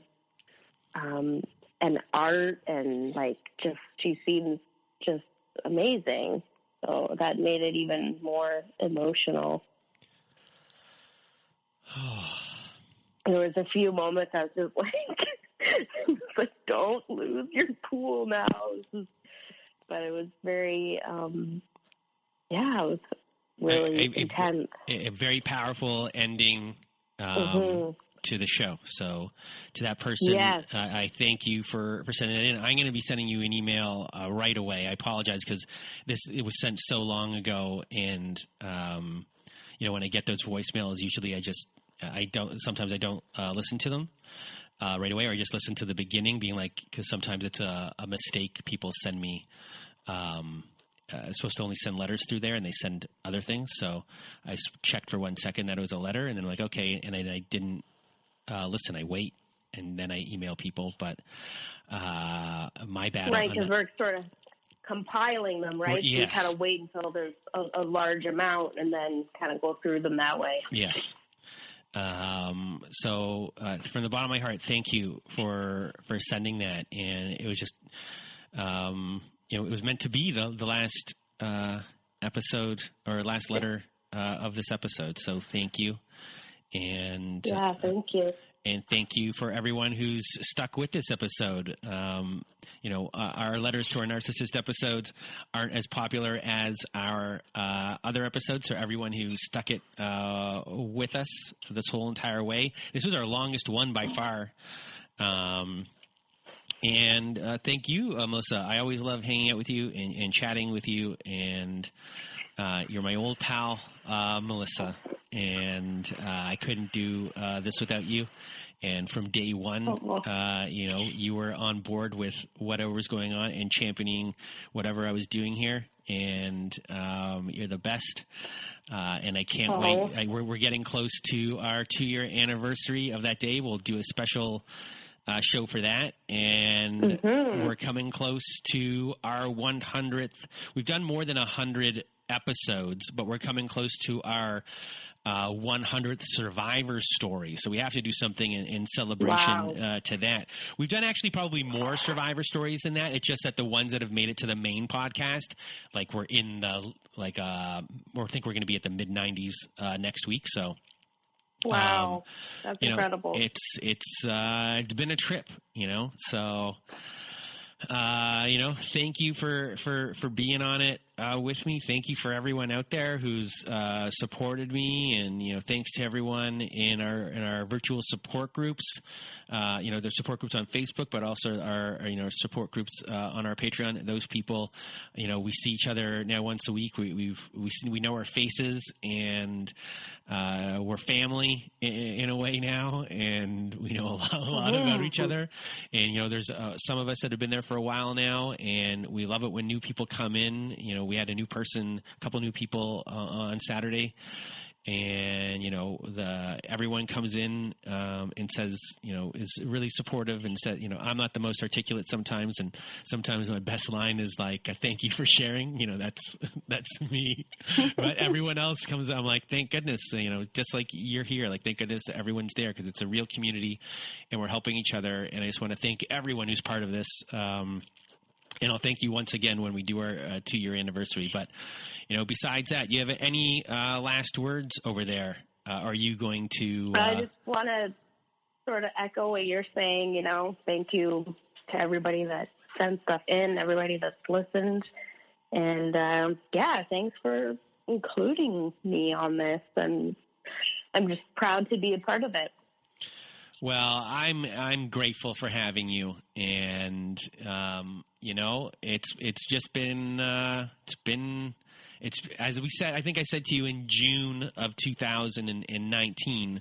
I go, we're on a ride, and we just have to stay on the ride, and we're still on the ride, and it's still its infancy. So who knows what we're going to build from here? Well, and we're picking along the way. Yeah, exactly. Really, really exciting. So thank you to everyone who's still listening, and I hope you have a good night.